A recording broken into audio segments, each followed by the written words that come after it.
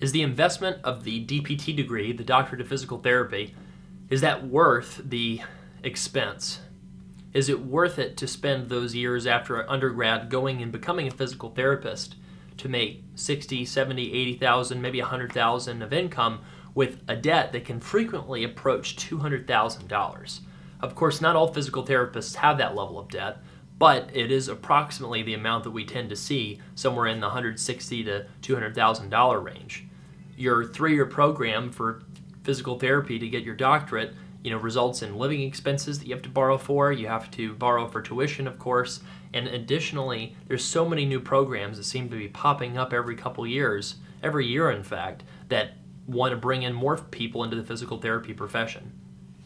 There are shortages in some areas and rural locations that are underserved still that certainly need physical therapists in a bad way, but a lot of the big markets out there in highly populated areas are becoming saturated. And as a result, we're seeing hours and incomes for physical therapists that employers are offering not be necessarily what the schools led you to believe. Now, of course, a lot of physical therapists out there are doing okay and doing just fine. Recent grads might be refinancing, paying off their student loan debt with no problems. That's a good thing. I'm in favor of that. I don't want to make it sound like I'm not. The problem is the number of folks that applies to is shrinking as the cost of the education continually goes up, and the ability to earn a really solid income is not really keeping up with the increase of the cost.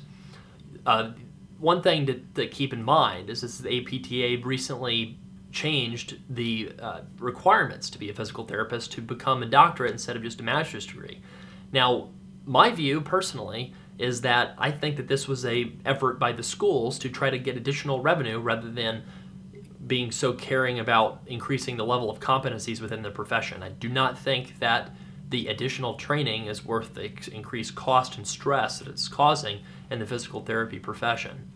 Now, that is all well and good. What if you already have the debt? If that's you, then what you should do is figure out what your debt-to-income ratio is. Take the total amount of debt and divide by your income, and that's your debt-to-income ratio. If that number is over 1.5, then there's a good chance that you need to go for a forgiveness-based strategy. You just want to put it on a income-driven repayment option like pay-as-you-earn or revised pay-as-you-earn, and whether or not you're doing public service loan forgiveness with no tax bomb in 10 years, or you might have a tax bomb in 20 to 25 years, you need to be prepared for that. And if you were just paying extra on your loans because you just feel like that's the right thing to do, that's probably a bad mistake. So it's bad enough that the physical therapy profession is so expensive to get into these days. It's even worse when somebody does not have a plan and makes a lot of mistakes and costs themselves thousands or even tens of thousands of dollars over the long term paying it back. Again, we're experts in figuring out physical therapy student loans and figuring out plans. Just reach out to us with the contact button on our website or studentloanplanner.com, or you can look at the Hire Us button to see exactly what we do for people, making plans one-on-one. And finally, if you have questions, feel free to leave comments in this video or in the article below. So thanks so much for watching. Get a plan for your physical therapist student loans so that the cost of the education is not as extreme as it otherwise could be.